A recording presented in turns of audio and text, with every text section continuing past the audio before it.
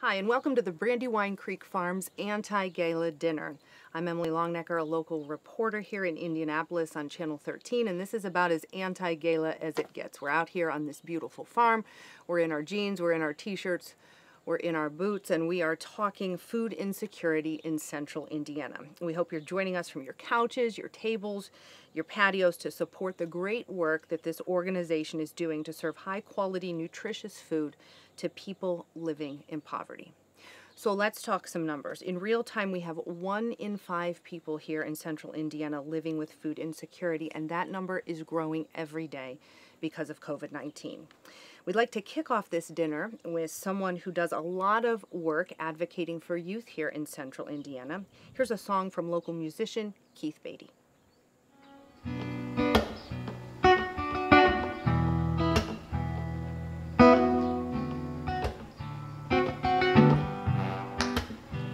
Did I make a mistake when I told you I love you? Did I tell a lie? 'Cause I watched you cry just for the record. Say it was true. Don't let love pass us by. Don't you do it. What do you do in days trouble in paradise? Do you pack your things away? You stay. What do you do when there's trouble in paradise? Stay, you stay. I know things aren't the same, but who are we to blame? A silly love game. Do I still make you laugh at times? Or is it tears through the years? What do you do when there's trouble in paradise? Do you pack your things away? Do you stay? What do you do when there's trouble in paradise? Stay. I know it gets hard sometimes. I know you fight the pain,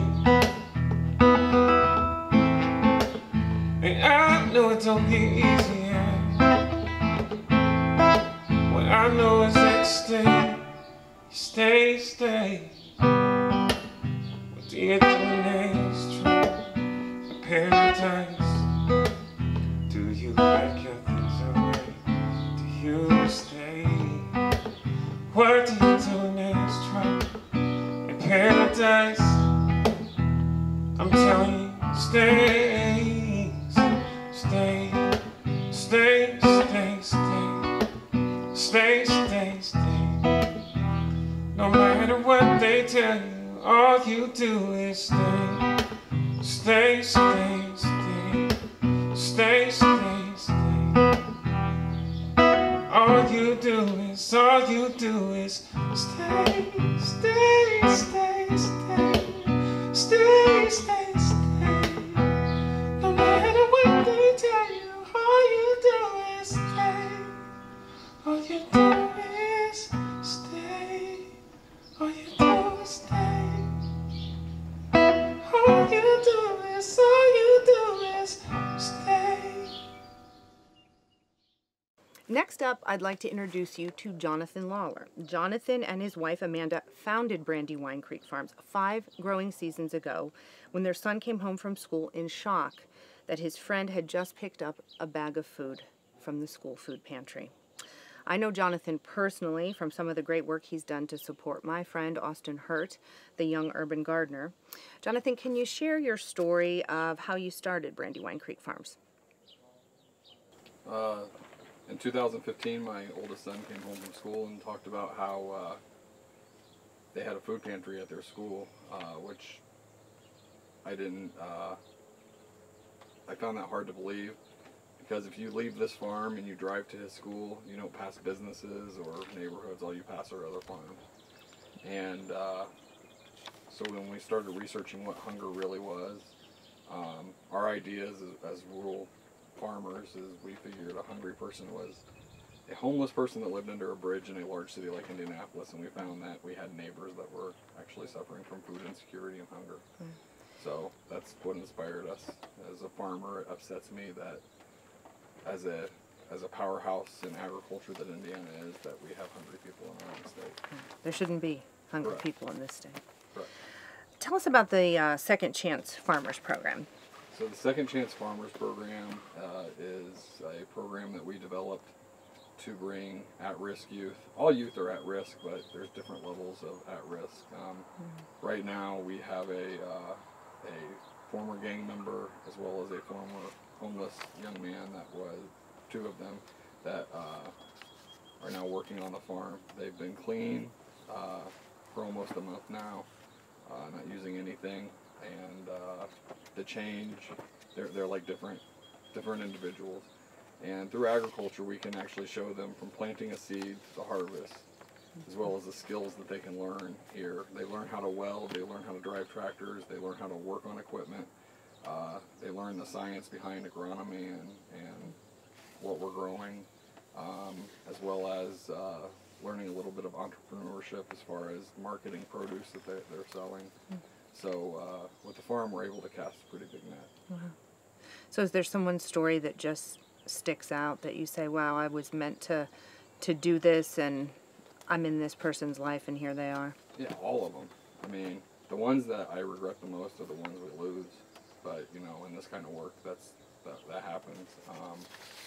But yeah, I mean, we have one young man right now that being home, I mean, he was homeless. He had no one in his life. Anyone that was involved with him, they were there to take, you know, advantage of him. And I think it took him a while to get used to people actually wanting to give him a hand up. And that's been, and now he's constantly asking if he's doing a good job. When he first came, he didn't care. And now that the fact that he cares about that really means a lot to us. That's incredible. So it's about more than just growing and learning to grow and learn to farm. People are growing inside. Right, absolutely, absolutely. We're planting seeds of hope for these people. No doubt. What's the general mood like on the farm? It seems pretty relaxed here. The general mood? Yeah, like... It just depends on what's going on the farm. Depends on how hot it is. Yeah, if it's a heavy harvest day or planting, when we're planting, it's pretty hectic. So, yeah. What do you think of food waste as a farmer? You've got to have an opinion on that. I despise food waste. Yeah. When I was a for-profit farmer, we would grade produce, and you know, it was one of those things that I didn't understand. I mean, it was great for me because I mean, I just ate the stuff that I knew we couldn't market because they didn't look like a textbook example. I mean, the grading class goes from 1 through 4, you know, and what you see in a grocery store is 1 and 2 grade classes. So, yeah, and unlike people seem to think that if a cucumber doesn't meet the grade, they make it into pickles, or if a tomato doesn't meet the grade, that they make it into ketchup. That's not true. That you know, as a fresh market grower, we have no outlet for those things, so they get wasted. And that's why our produce that goes to our markets or is sold to anyone, we do not grade. And we tell people, you know, you might get a number 3 in a box that's got a mix of 3s, 2s, and 1s, and that's what you get. So all the produce that doesn't make the cut goes right in the garbage.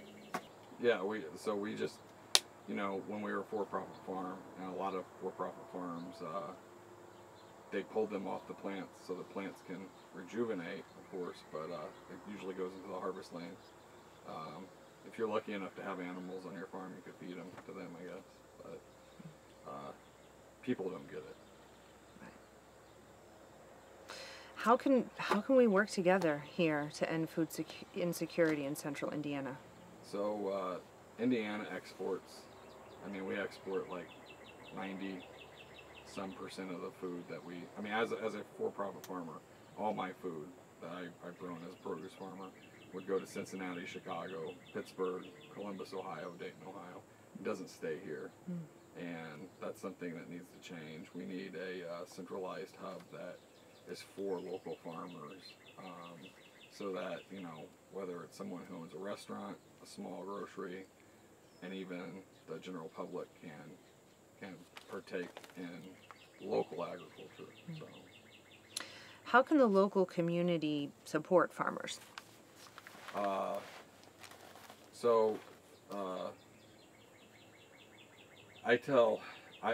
often tell people when I hear the term farm to table, I explain all food is farm to table if it's grown in the United States, because the U.S. farmer is the one that's doing that for you. You know, support. You know, try to make sure that at least that your beef is labeled here in the United States. The ranchers out west have suffered big time over the last couple of years.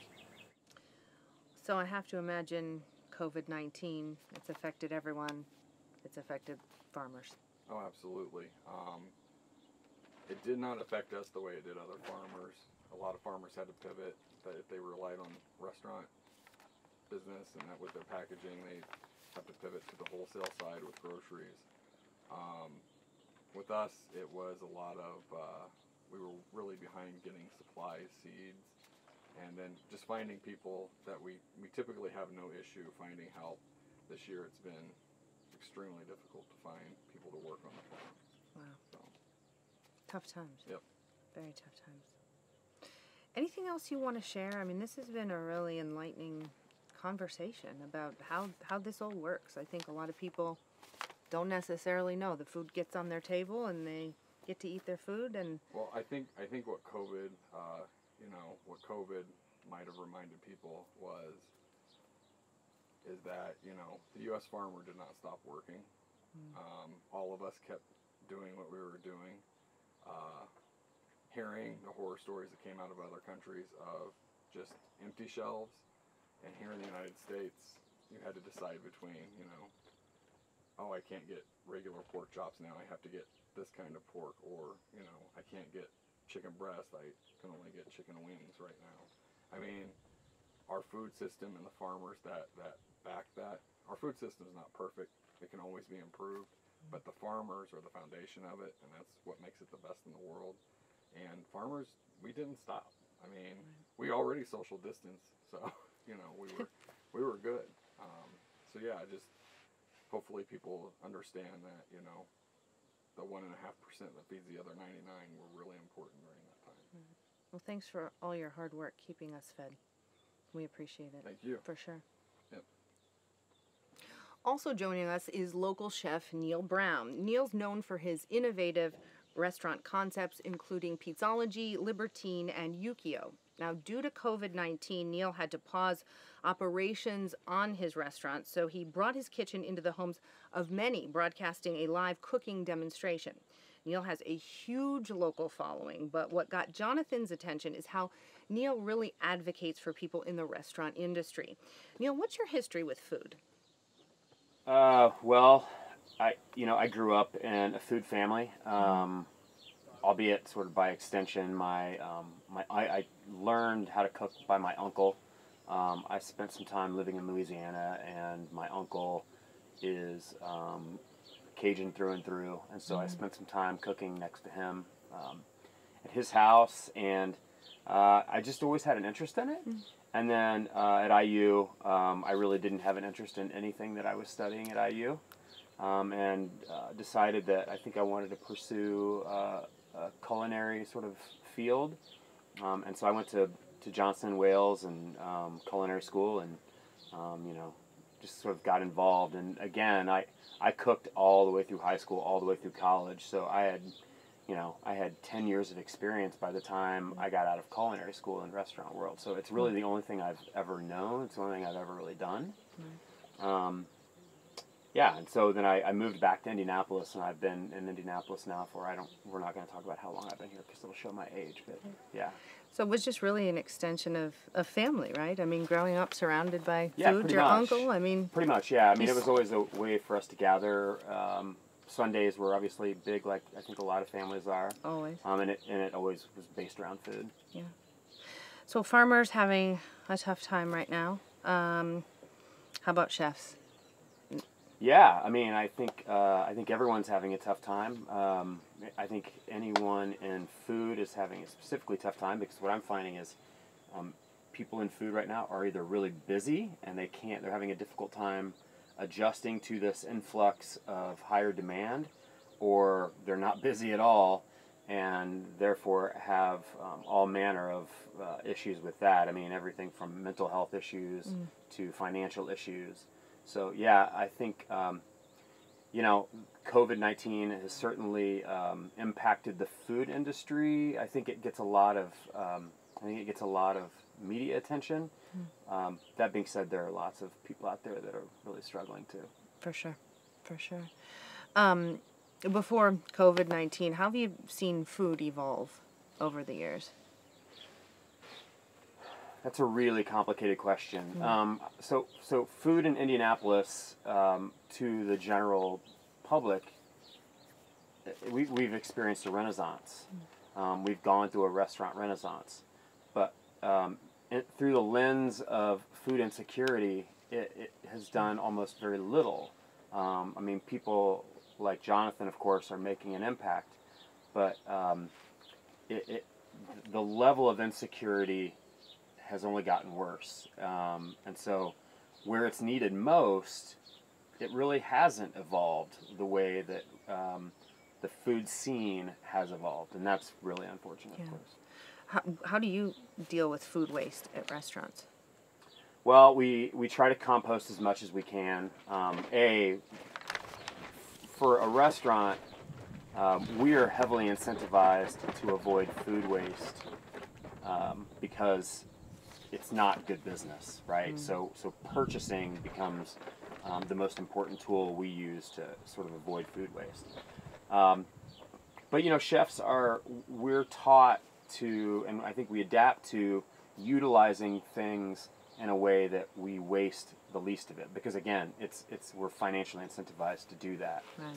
It's still a problem, make no mistake. It's a huge problem, and no one would love to solve the waste issue of restaurants more than restaurant owners, because it's an expensive problem, but it's a problem nonetheless. If you're going to buy local, what do you look for? Relationships. It's really all about getting to know farmers. I've often said I'm guilty a little bit of maybe not getting outside of my comfort zone. I have farmers that I've worked with now for a decade, and I tend to just kind of work with those guys, and I don't sort of like go out and get to meet other farmers. That's because my life doesn't necessarily allow me to do that, right. But B, just because I think I have really valued relationships with the people that I do business with. Sure. And so I think that's where buying local starts, is visiting farms, understanding if your values are aligned with the farmer that you're working with, and there's no harm is going to come from learning about your food source. It's going to be an enlightening experience for anyone that endeavors to pursue that. Right. What inspired you to start helping people? Oh gosh, I don't know. I think at its core, I've historically been a fine dining chef. I've pursued that sort of path of doing elevated food, of very creative food. And there's a part of me that doesn't feel great about that. That there are a lot of people out there that don't have very much, Yeah.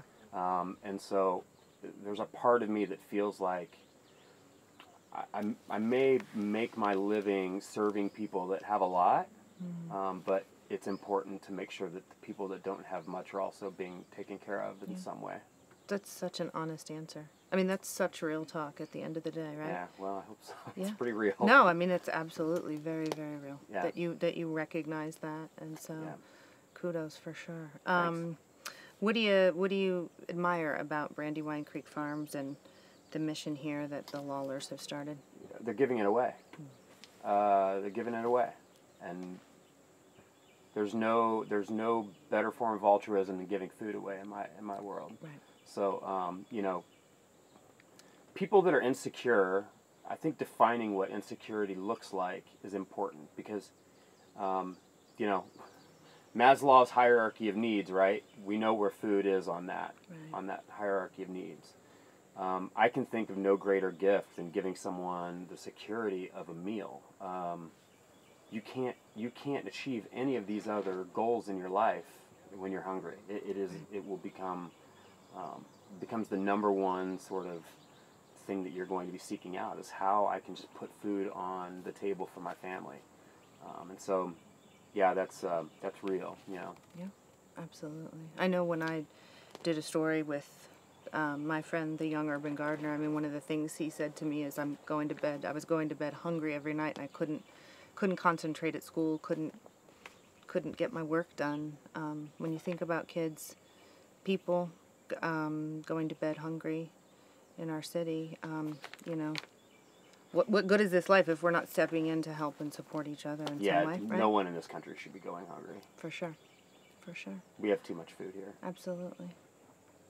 Thanks. I appreciate it. Anything else? Did I miss anything? I mean, you've got, we could probably talk for hours about this subject. I mean, there's so many layers to it.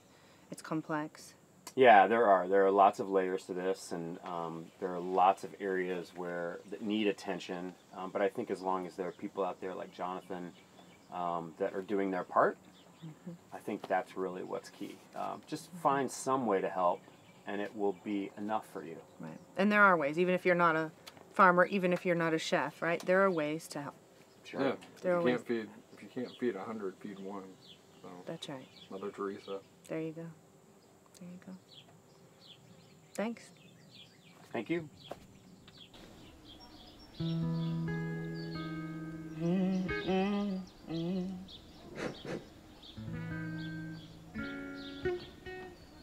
Okay, quiet on set real quick. Test.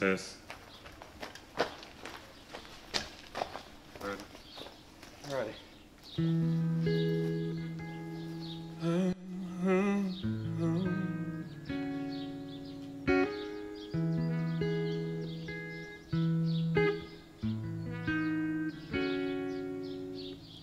I'm not perfect, nor do I claim to be. Am I worthy, if you're asking me? I will tell you 1,000 times yes. I will give you my heart, I'll give you the best. Fear is real, love feels better. Don't keep your heart concealed, open me like a letter. 'Cause days get cold and nights, I just wanna be warm. Come be safe with me, inside these arms. But there's one question burning my soul, one thing that I have to know. What could we be? What could we be together? What could we be? What could we be together? What could we be? What could we be? What could we be together? What could we be? Could we be forever?